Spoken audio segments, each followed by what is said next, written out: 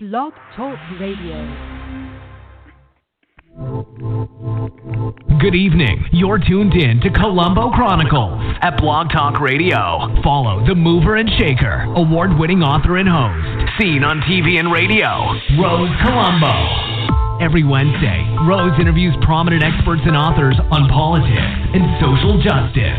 Call in and listen or ask the guests a question at 646-564-9742. Now, here's Rose.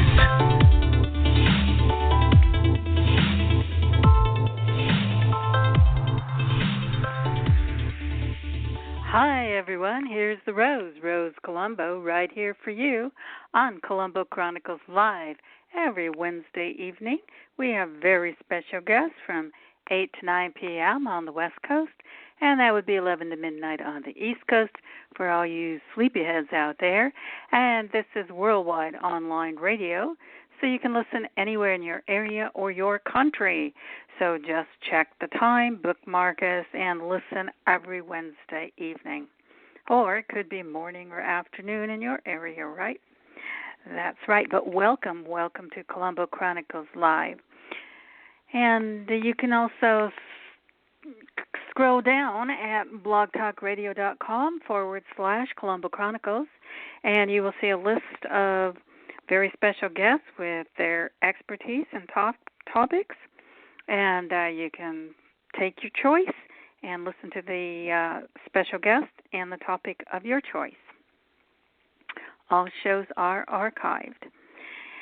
So, first of all, our special guest tonight is a really special person. He's an author of science fiction.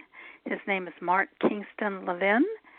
And he's going to also talk to us about climate change, hopefully, because we're all wondering if it's a hoax or if it's real. And also, he is a pilot, and I'll tell you a little bit more about him in just a little bit when we enter into the world of authors and experts.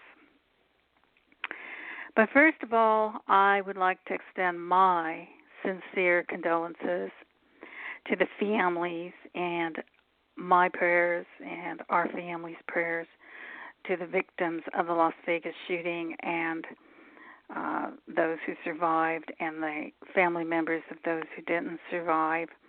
And I want to thank President Trump and First Lady Melania Trump for visiting the victims and their families in such a timely manner when they definitely need to know that the country is with them and praying for them. I'm particularly concerned because my daughters and their friends were going to attend. Fortunately, it was a blessing they did not go. But some of their friends did go, and we were texting them while it was going on that evening, and they were traumatized. They were escaping. Fortunately, they got back safely, but they said there was a horrific scene and a lot of blood. And I'm sure that even those who escaped will need your prayers too. It's not something these majority of young people are going to forget anytime soon. Not that we should ever forget it, but overcome the trauma. And I just heard that over in North Korea, they plan on detonating an H-bomb, who Kim Jong-un says will be worse than Hiroshima. I mean, that leader needs to calm down. It's really, really frightening for most people. And then back to the Las Vegas shooting, the girlfriend, Mary Lou Delney, returned from the Philippines to the USA to speak with the investigators. And according to her attorney, she knew absolutely nothing about his intent to shoot and kill American innocent Americans at the Route 91 concert. So I'm sure that we'll hear more about that incident since she did live with him and she did know him very well. And it's alleged he took 23 weapons to Vegas and nobody noticed. And also,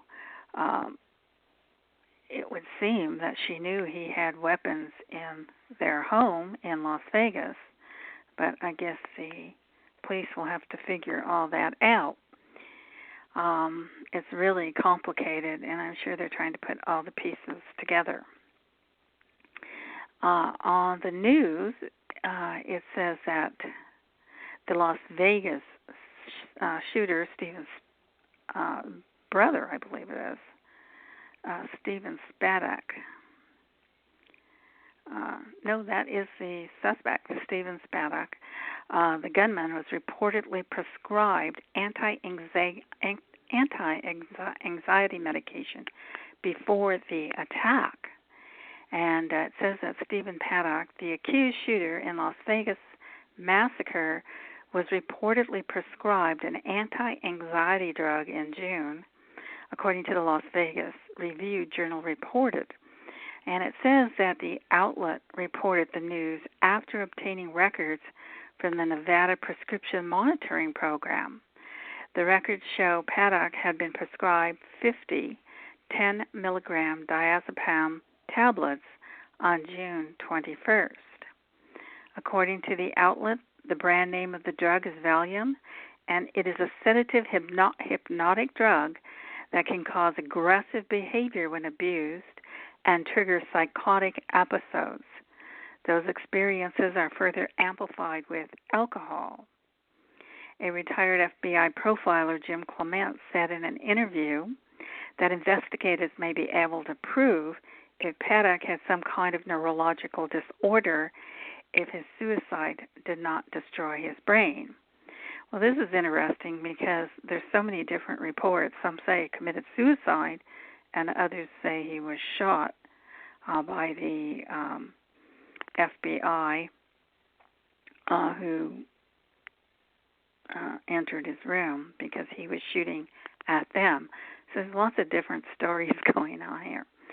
The genetics load the gun, personality and psychology aim it, and experiences pull the trigger, typically, Clement said, while adding that Paddock's father, an alleged bank robber, was diagnosed as being a psychopath. So these are really serious issues for not only the patients who receive prescription drugs, but also for the doctors who are prescribing these drugs and maybe don't know that the person has a mental disorder. And then we look at Big Pharma, who produces so many prescription drugs, and when we hear about all the adverse side effects that can cause a person to be suicidal or homicidal or react in anger in a bad way, it's frightening to think that the American people are drugged out today, because there are more Americans on opioids today prescribed by doctors that rival illegal heroin. And so this is a serious issue, and I'm glad they're looking into it, and they're going to try to find out if this was the catalyst that caused him to shoot hundreds and hundreds of people at the Route 91 concert. And there were 2 windows blown out. Looked like maybe he shot them out. But on the police scanner, the police were talking about 3 shooters, and then they were talking about the 4th floor, the 29th floor, the 32nd floor.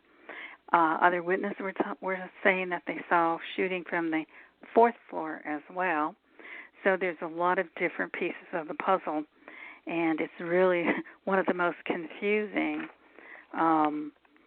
scenes and tragedies that we've encountered, where maybe it's a lone shooter and maybe it's not a lone shooter.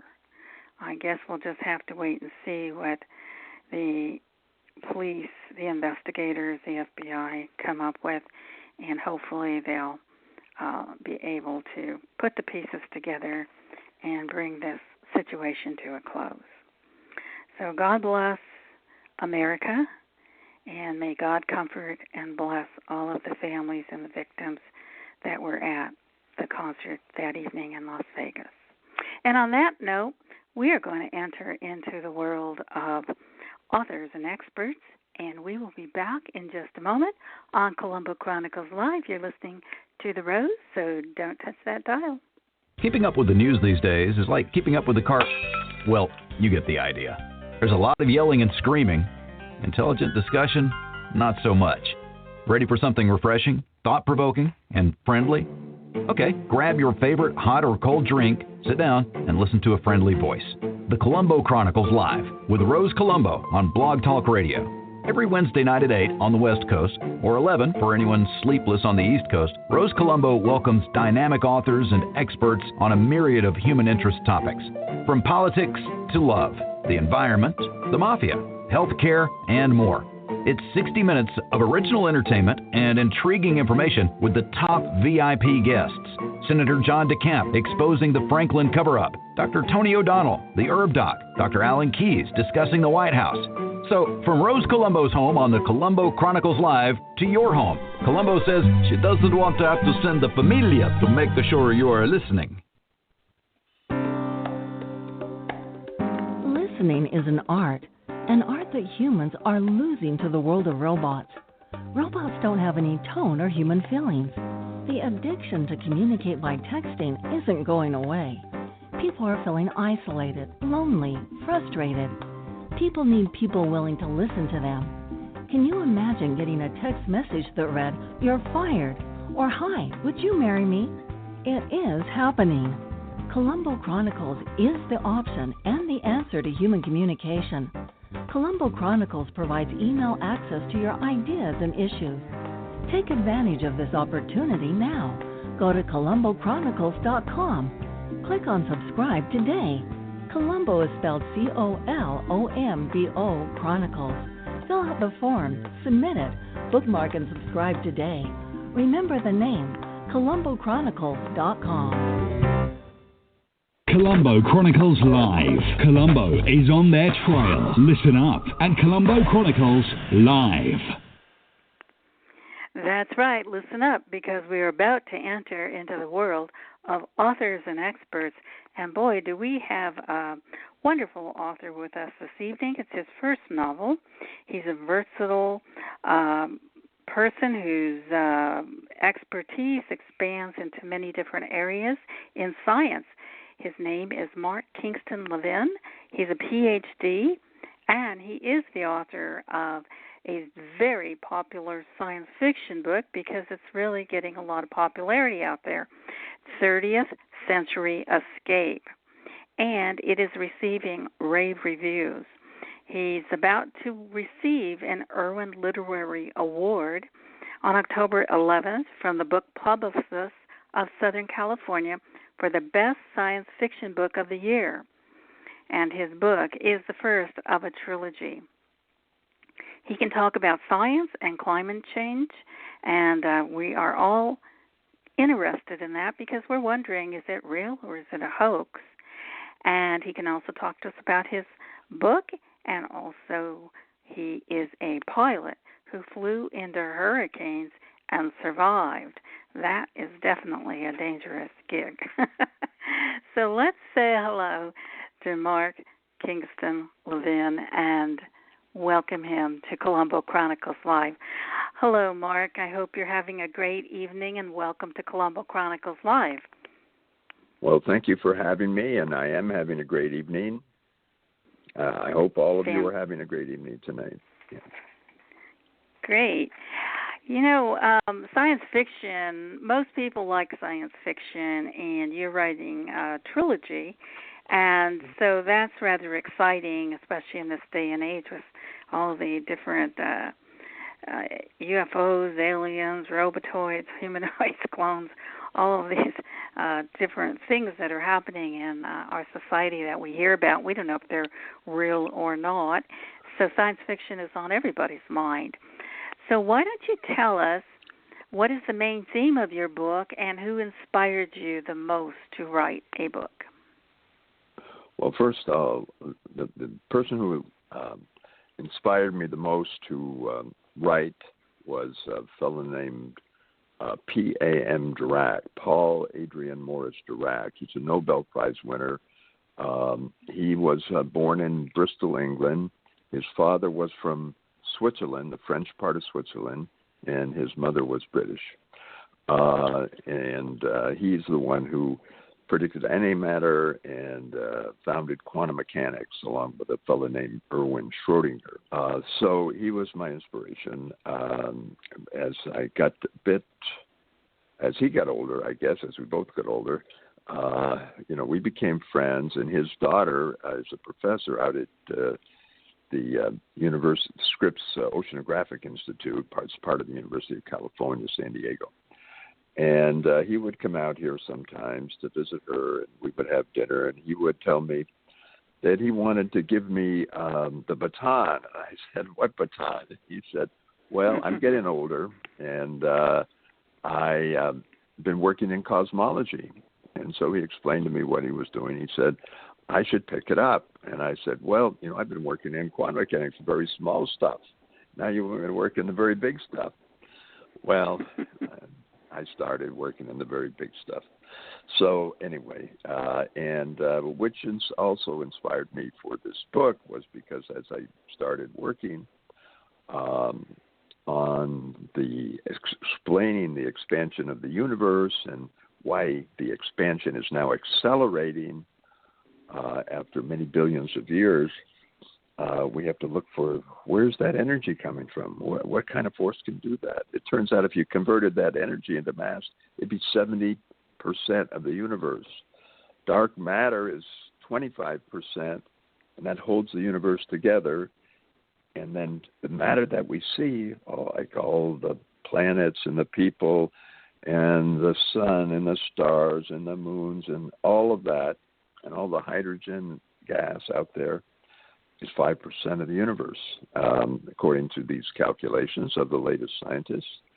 And I pretty much agree with them in some ways, that if you run the calculations this way, those are the numbers you get. That's part of the inspiration. Well, how do you solve these problems and figure out what really is going on? And you have to come up with new theories. And my main character, Jennifer, who was born in the 30th century and grew up in this marvelous world where, the world is much wealthier than it is today, and there's no disease and nobody goes hungry. So it's a wonderful, optimistic world that we're going to be moving to. I don't know that we're going to make it that long, but I see an optimistic future. But, problems will occur, and it turns out in this book, in the 27th century, the humans decide they want to go to the space. The robots have already been there, and they want to send men to settle planets. And the problem is that it's going to take 150 years, and there's so much radiation. So they create these syndos who, there turns out to be a bacteria who, that's real, that repairs its own DNA and chromosomes, and has that knowledge. And they put that in the new synthetic, by modifying embryos, they were able to do various changes and make them stronger and taller, because some planets are going to go to are going to be more gravity, some are going to be less gravity, and some are going to be colder and some are going to be warmer, so they have to be able to take a wider range of temperatures and other things. But anyway, this great race of people were sent out, and they settled 8 different planets or systems, including Mars, which has already been settled by human and terraformed some years earlier. But as we approach the 30th century, their population starts to grow rapidly because humans, mothers, decide to have their embryos upgraded so their kids would be more competitive. And this drives the population to eventually dominate and be more than 50% of the population. And that's what's happening in the 30th century. And there's a group of Sindos who don't like humans because they have the mixed marriage. And this leads to conflict, and the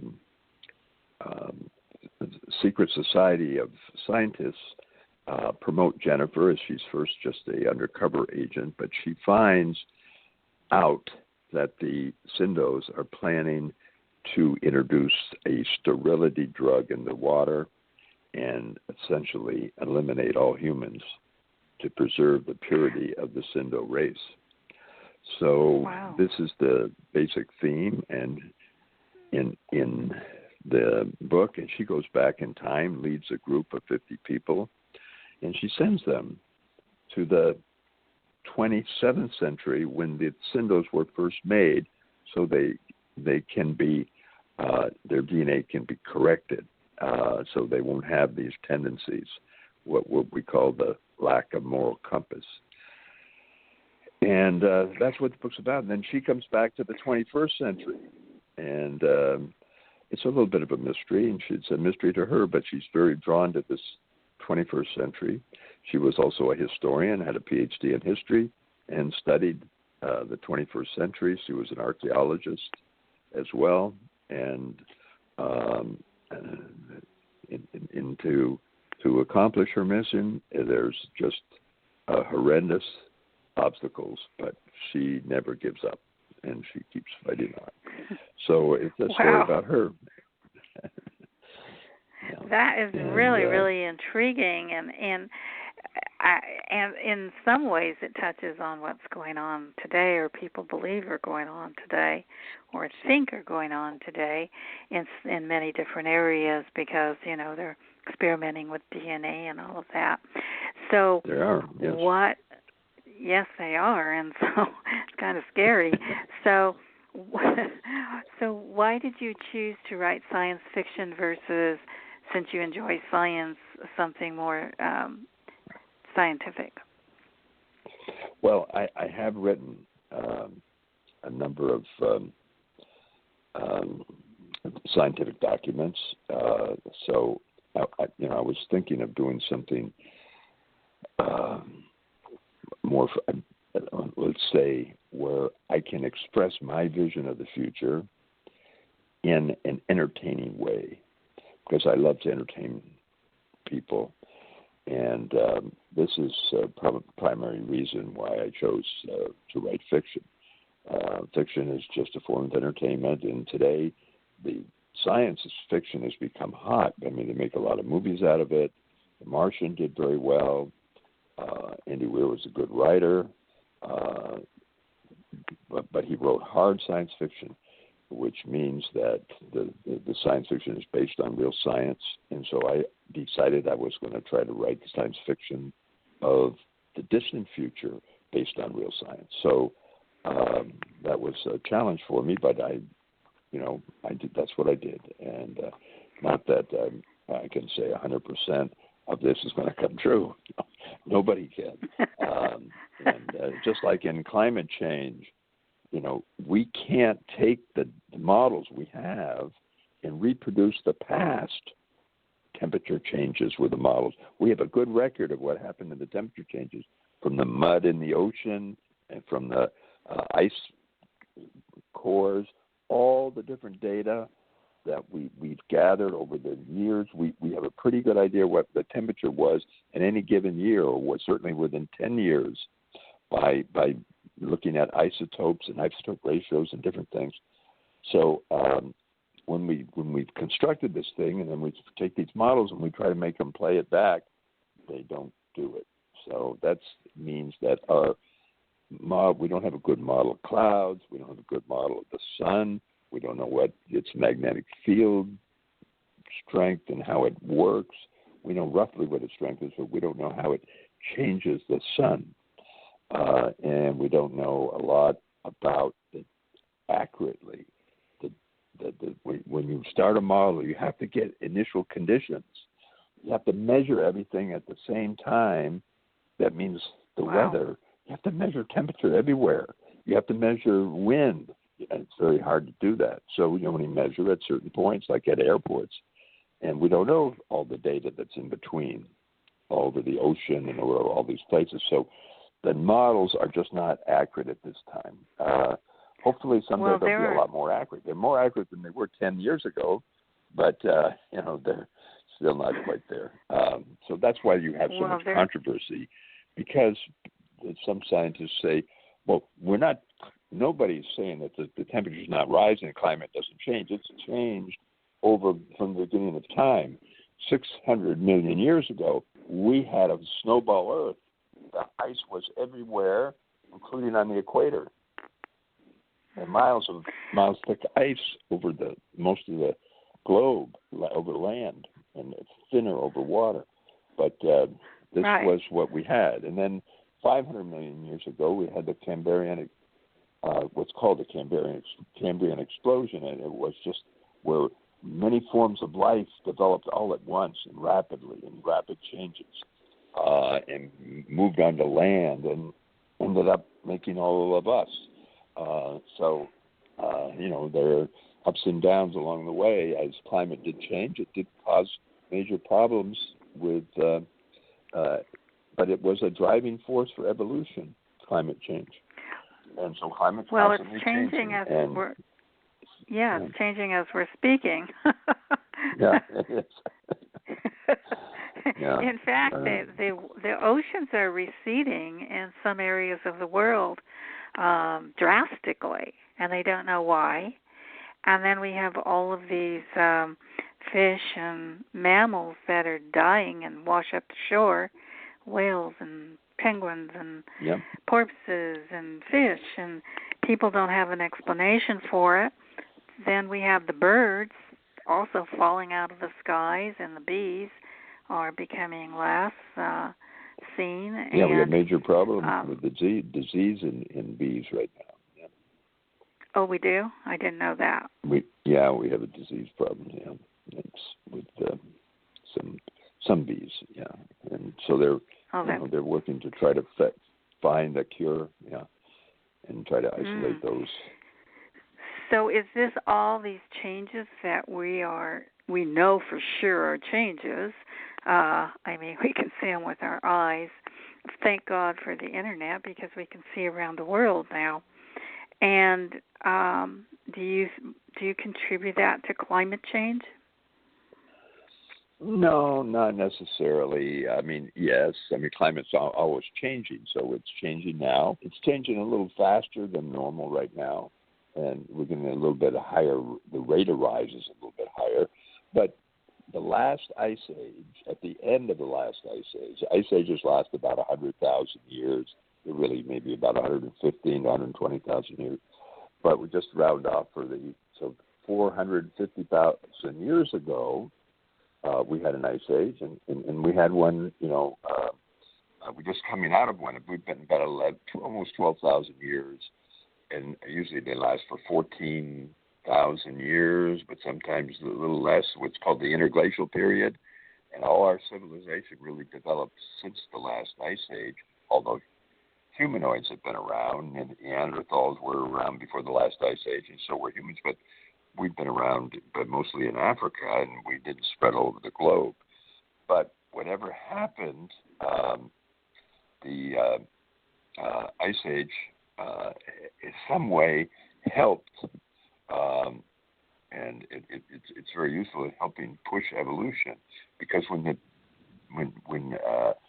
the humans were stressed, they then had to learn how to put clothes on themselves, and we find Iceman, and he used various types of shoes, and he put insulation, grass inside them, and we find his skeleton. I don't know if you saw that program on TV, but it was very unique.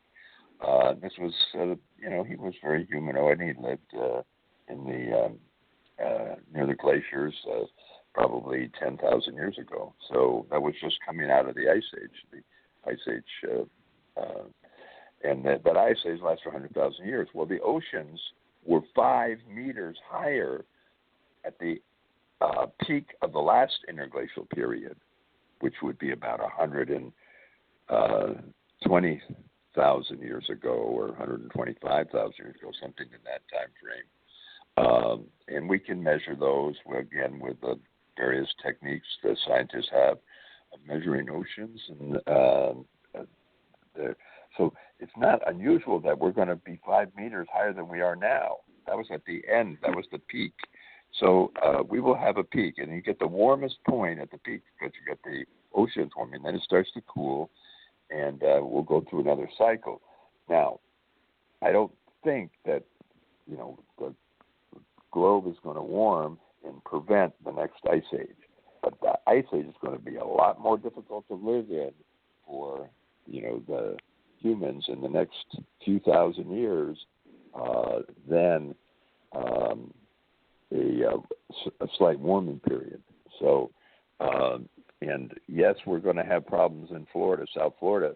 If you own property there, I wouldn't sell it today, but I would definitely think about the problems, because,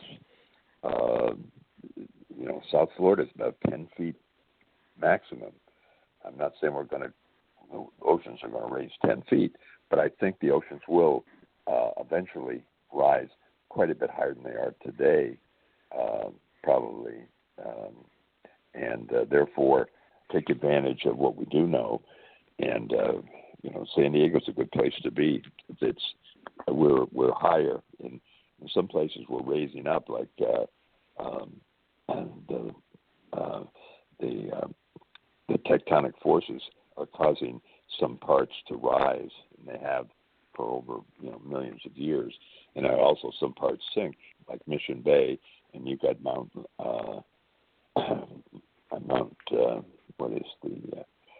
near La Jolla, Mount Soledad is rising. What about the glaciers? The glaciers, they say, are all melting. So how does that play into this global warming and climate change? Well, that happened. Yeah, that happened last cycle. Every cycle, the same thing goes over and over again.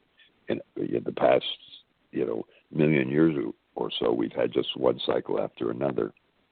That's about 100,000 years of ice, and that means 2 miles thick ice over North America, a good part of it, like Canada, and down towards New York and Cleveland and Chicago and all those places.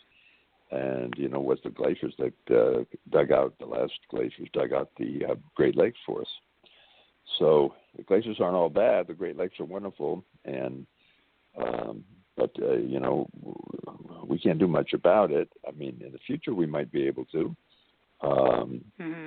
The more we understand about it, could do geoengineering and change things, but I think it's going to be very difficult to stop an ice age.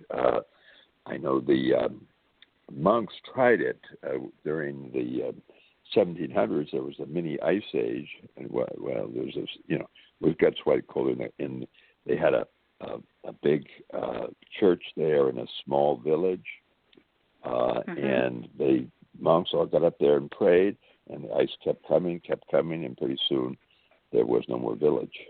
So that can happen. The Vikings was a very warm period. They settled Greenland a few hundred years later. Mini ice age came. These are mini ice ages, not the real ice age, but just meaning a colder period where the ice in Greenland started to freeze, and they couldn't get their animals out of the barns until like July, and then end of August, the ice was starting up again, and they died out. So what about all of these floods then do you contribute that to climate change, or because there's floods happening all over the world? Yeah, but they happen all the time. We always have had floods. The reason we have so much more damage now is that people are being allowed to build in the floodplain area where we know it's going to flood. Yeah, that's been true now for 50 years or so. They take the gamble. They have 50-year flood, and yeah, this is another 50-year flood, and we've had 2 of them in the last 25 years. Yeah, we maybe have more of them. We maybe have more of them now, but they go up to the 50-year level. But the extensive damage is because more people, more area, and more building in the floodplain, and that has a lot to do with it. So, but yes, we are having a little faster, and that's because somewhat the ocean is a little bit. There's more ocean, so when it gets warmer, the liquid expands and it becomes higher, and the level of the ocean is creeping up, and it will cause storms to flood more than they would have, say, a number of years, a century ago, but we've had severe floods in the 20s and different places. But, we were having drought in California just 5 years ago. It lasted for about 4 years. And then we had one rainy season and the reservoirs got all filled up. So things, exactly. And the same thing happened in Texas. They had a drought, really bad drought. And, I have a daughter who lives in Texas. She's married to a cowboy and they have a ranch. And they were having to buy for their cattle. They were having to buy food because normally they grow it all, but everything was flooded out. They couldn't get it, so they had to buy. And now they don't have any problem. There's lots of rain and everything is growing and big harvest this year. And so they like the rain. They're happy we're getting the rain, because when it's a drought, it's really bad. But it's not for the people who are in the high part of the hill country. She's in the hill country. It's not so bad. But people down near Houston, it's really bad. Down near the river there. Yeah, so I can understand how your background would provide you with excellent opportunity to write a science fiction book, such as 30th Century Escape and your 3 trilogies. And you're an expert on this issue, which most people aren't. So we get I'm fascinated listening to you, and I'm sure the listeners are too, because we get so little information on climate change. We just get a lot of political ranting, and everybody's like, "Oh, is it a hoax? Is it real? What are they talking about?" And so to me and my audience who enjoy this information and take it all in, I really want to thank you for that, because it bends our minds and helps us to think. So I can't wait to read your book, 30th Century Escape. And just for those who who enjoy science fiction, I want to let you know that we're talking to Mark Kingston Levin, and he is a PhD. He is an author. He's receiving an Irwin Literary Award by the Book Publicists of Southern California for the Best Science Fiction Book of the Year, and it's getting rave reviews. So this is just part 1, and there's going to be part 2 and part 3 coming up. So why don't we take a break, because I want to ask you how long you've been writing and what publications you have been published in, and also what cultural values you see in writing. And we'll be back in just a minute, so stay with us and don't touch that dial. This is Colombo Chronicles Live with Rose Colombo. Howdy, folks. Just stopped in by my favorite restaurant, the Horseshoe Cafe. I highly recommend the home-cooked hot meals and piping hot coffee. In fact, it reminds me of my mom's home cooking when I was growing up. The customer service is excellent. Be sure to save room for the world's best desserts. Make sure you try a slice of fresh homemade pie.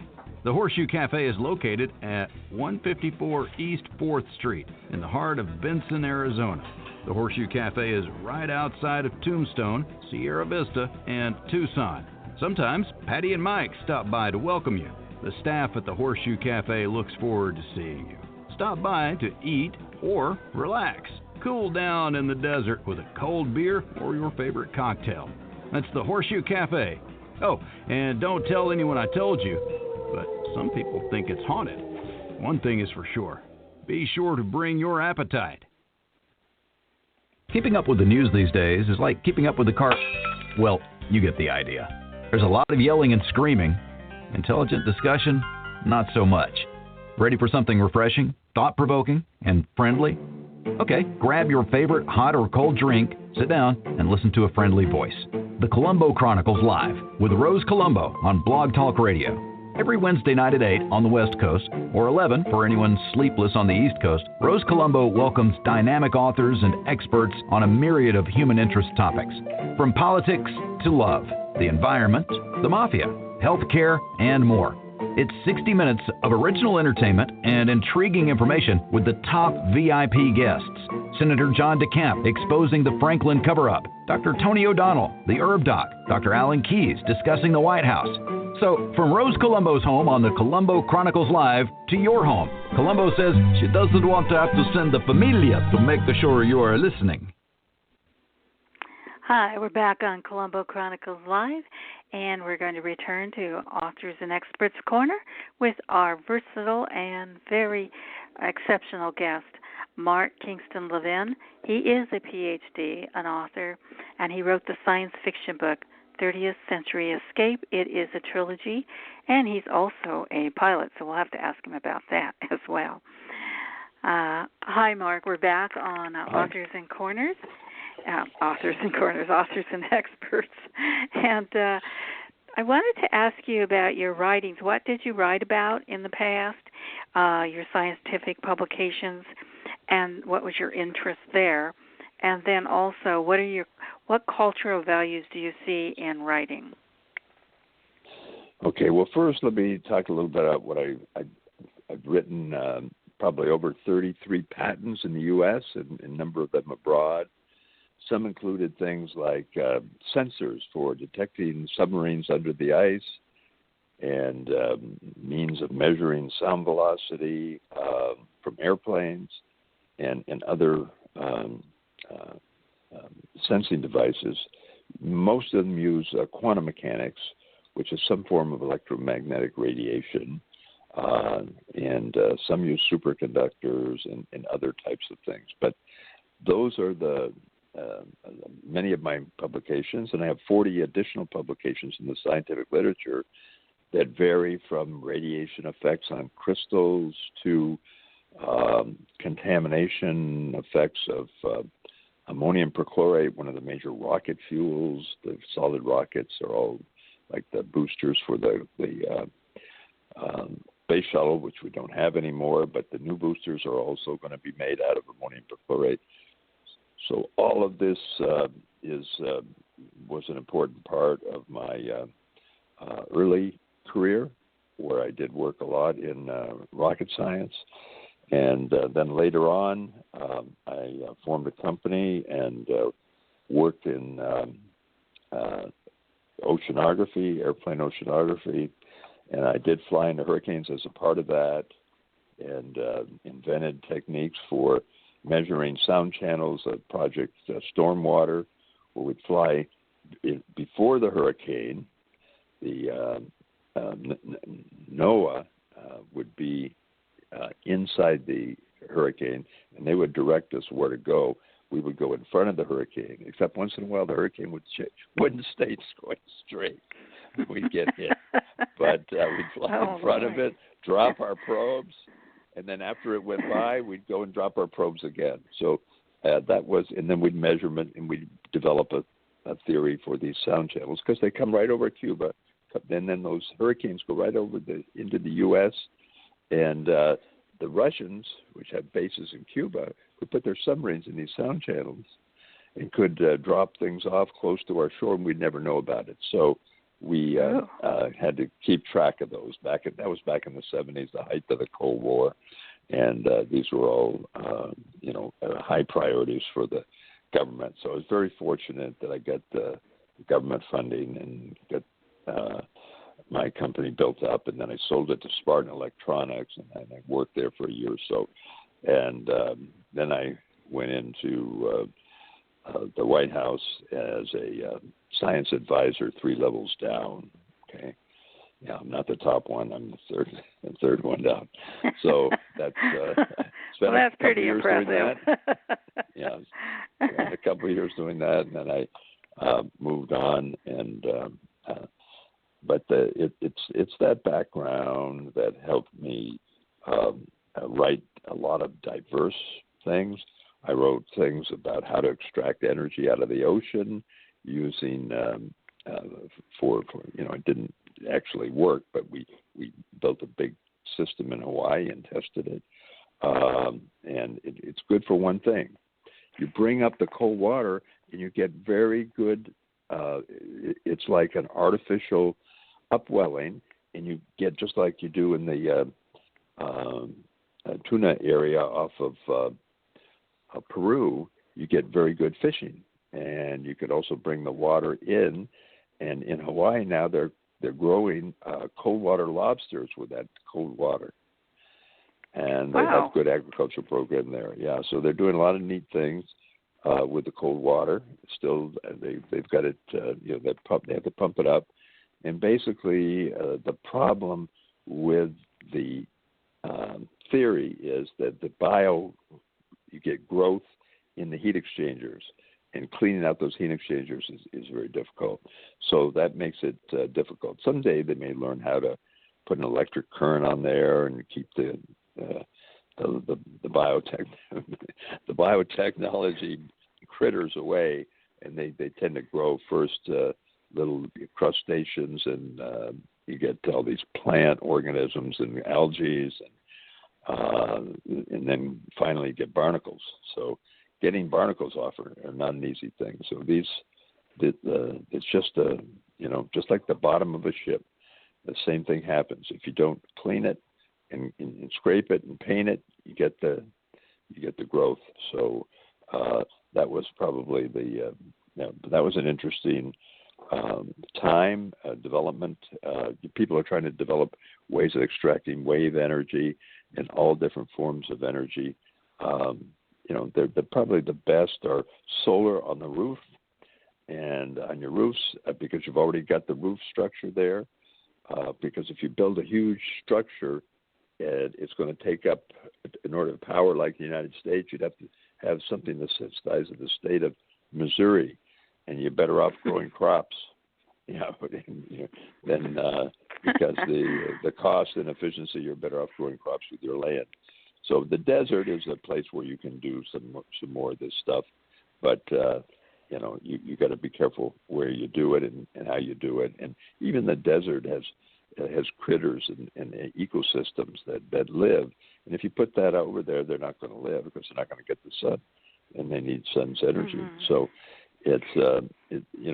we have trade-offs, and we have to be reasonable. And the best, I think, of solar is on the roof. It's on the roofs of your homes, and maybe on the roofs of your car. Keep your things like that. Okay. You have very extensive background. It's really, you've done a lot and done a lot for the country, basically. So, but I did this one sentence I did read that intrigued me. It says, I want to show that machines can be the good guys. What does that mean? Well, in my book, the good guys, in particularly in the trilogy, in the last one of the trilogy, there's a artificial intelligence that's put into an asteroid, to, in order to stop a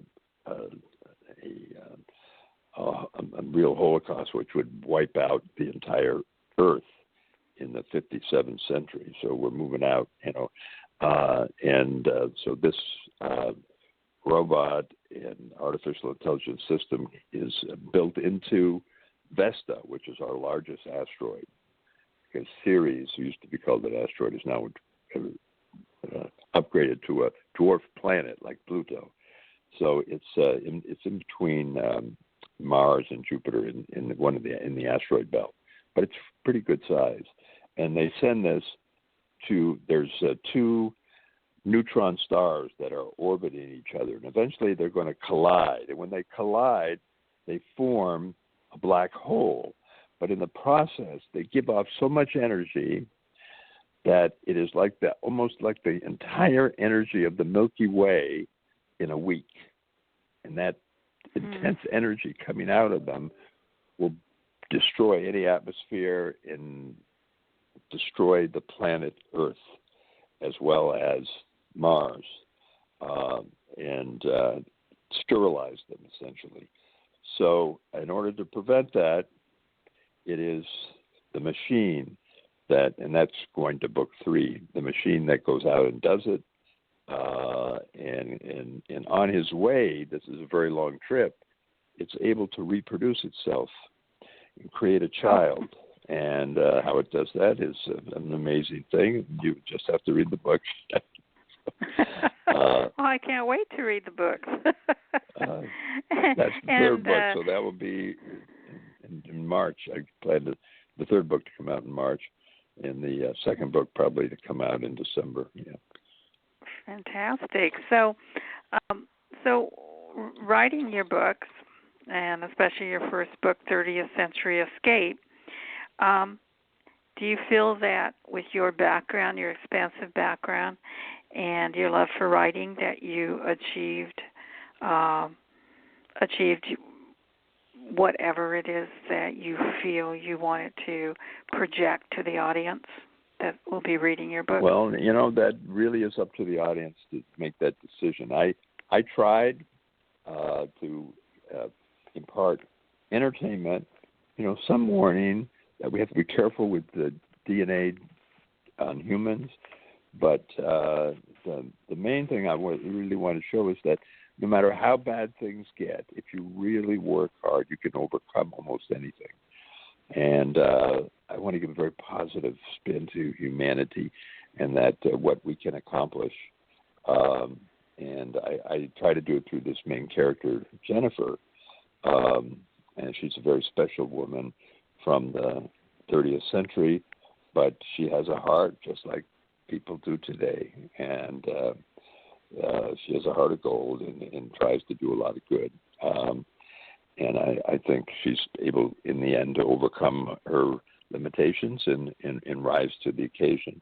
But it is the artificial intelligence that is the winner. He, not only when he goes out, he has to destroy himself in order to do it. He does it willingly. It's not really a he or a she; it's an it. But I want to make that a good point because I don't want people to get confused. No, there are no sexes here in the artificial intelligence world at this time. Maybe someday they will, but they can still reproduce, just like a machine today can make another robot. Eventually we'll have robots running factories that make robots. So, and that sure will be we a will. good thing for us. Yeah. So I think that from I've tried. Yeah, and aside from your own background with all this knowledge you have about science, what are some of the other sources that you use to write your trilogy? Everybody I've ever met and had a relationship with is somewhere in my book. Every place I've ever visited, not every place, but many of the places I visited, I try to write in the book because it's something I know about. So we try to write what we know about and what we love. And, I think I had some very, very good people in my life. I was very fortunate, and my children inspired me in some ways to keep writing. When I got cancer, it's now cured. Thank thanks God. to Johnson & Johnson's Imbruvica, and I'm so happy that when I was sick, I didn't give up writing. But there were a few days when it was tough. I had therapy and all these types of things, which sometimes are worse than the disease. But the newer drug that I first I had to take chemotherapy, and then I failed that, and then I took an immunotherapy, and then I got a new immunotherapy, and that was the only one that worked. So the first two didn't work, the third one worked, and so I just kept trying. The drug was $132,000 a year. So I was fortunate that the what do you call it? Would you say that again? Insurance. The drug was worth. The drug cost what? The drug cost $132,000 a year, and I think it still does. It's Imbruvica put out by Johnson & Johnson, and your insurance will pay about 80% of it. Yeah. Oh my goodness. Yeah. Well, thank God they paid 80% because but thank God you did keep working, and thank God it helped you, and you can continue to write and be on Colombo Chronicles Live and share your information with us, because it's invaluable, and it's wonderful what we've learned about climate change tonight. And so if you had a message for our audience and you wanted to tell them what makes your book stand out, 30thCenturyEscape.com, and why they should buy it, what would that message be? Well, first I say it's kind of the image I have of the future, and I'm trying to relay that.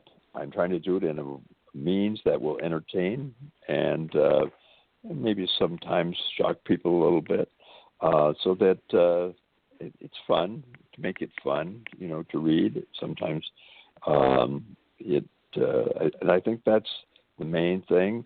But there is a theme about society. There's a theme about working hard and never giving up. So that's kind of a secondary theme that's in the book. And I think that's... Well, I like that. I never give up. I always say never give up. And so what did you enjoy the most about writing this book? You know what? When I write, I just feel pleasure. It's amazing. I enjoy writing. It's hard to get me to stop. So me too. But I'm with I also you. did a lot of I did a lot of research when I did the book, and even though I'd been to places in the South Pacific when I was younger, they change. There's more people there now, the population. I wanted to get everything right so that authors would trust me. So everything I verified that I put in there about current day stuff. I couldn't verify what's in the 30th century, unfortunately. And where can they buy your book real quick? Amazon. Where can they buy your book? Amazon.com. Amazon. Very, Amazon.com. very good. 30thCenturyEscape.com. Go to Amazon.com and be sure to get a copy of the first novel that our very special guest, Mark Kingston Levin, wrote. And you're going to enjoy this science fiction trilogy, and we can't wait for your next two books to come out. And I want to thank you so much for being on Colombo Chronicles Live with us tonight, and I hope you have a really pleasant evening. Well, I thank you very much for having me. I enjoyed it very much. It's great to talk to you, and I hope your audience has a great day. Thank you. Good night. Thank you. Bye. And our guest has left the building. be sure to go out and get a copy of his book. It's Mark Kingston Levin, and he is a PhD author and a expert on climate change, and he is a pilot who flew through hurricanes, as you heard, and that was rather intriguing as well, and challenging. And so be sure to go to Amazon.com, and you're going to enjoy, as I'm going to get a copy and enjoy myself. So on that note, next week we have another special guest, and her name is Jo Solito. She's an investigator, and she's going to talk to us about homeowners insurance, because now that all these storms have been hitting around the country and other countries, people need this information. So we're going to try to help you out. So God bless you. God bless America. And remember, injustice can happen to you, and injustices can happen to me. But together we can make a positive difference.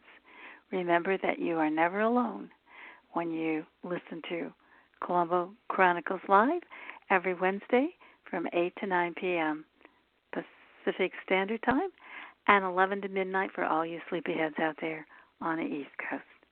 Good night. Rose Colombo is signing off, and she's left the building. Be sure to bookmark and share Colombo Chronicles Live every Wednesday from 8 to 9 p.m. on the West Coast. Or if you're sleepless in the big city, that would be 11 to midnight on the East Coast. Rose Colombo says, remember, you're never alone when you tune in every Wednesday to Colombo Chronicles.